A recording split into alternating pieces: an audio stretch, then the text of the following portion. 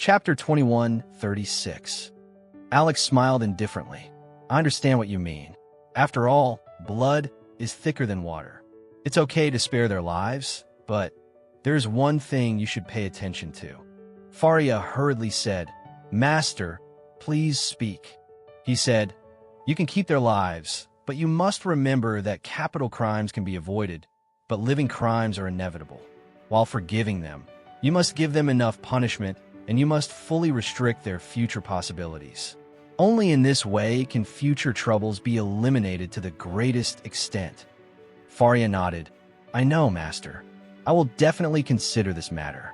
While speaking, Alex suddenly heard it, and a faint roar came from directly behind. He turned his head and saw that, at a distance of about 1 or 2 kilometers from his own ship, a smaller one was rushing toward him at full speed. When a ship is sailing on the sea, the wind noise and the slap of the waves are already very loud. At this time, it is difficult to hear the sound of other ships. At such a distance, it is difficult to hear the sound even when the siren is fully opened. If it wasn't for Alex's hearing sense being much more sensitive than that of ordinary people, it would be impossible to hear it. Seeing that there was still a ship following him on the empty sea, Alex immediately felt that something was wrong with this matter. He immediately said to Faria, Faria, you go back to the room first. Seeing Alex's solemn expression, Faria felt that something was wrong. So she hurriedly asked, Master, is something wrong? He looked at the light that was approaching in the distance, with a sneer at the corner of his mouth, and said playfully, We seem to have new guests again. Faria followed his gaze. She only saw a ship on the sea, directly behind their ship, constantly approaching. She was a little surprised and asked, Master, do you suspect that the ship's target is us? Alex smiled slightly. Their goal may be just me, not you.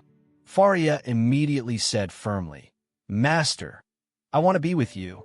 Alex smiled and said, No, you go back to the room and stay there.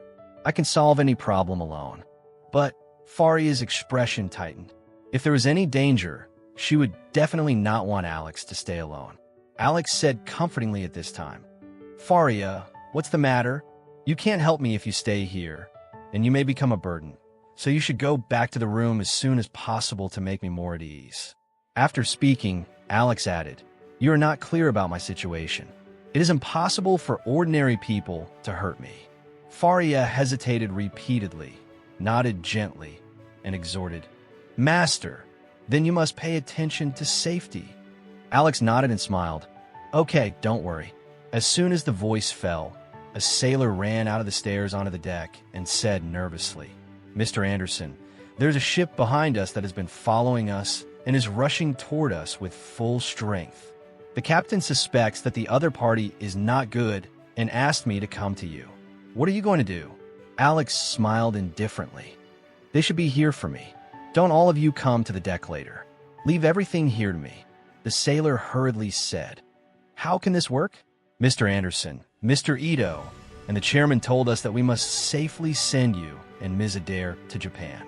If the other party is really bad, then we will fight with them at the same time and ask Mr. Ito for help to send reinforcements as soon as possible. Alex waved his hand. No, listen to me. Send Miss Adair back to the room, and then everyone stays in the cabin. Without my permission, don't come on deck anyway.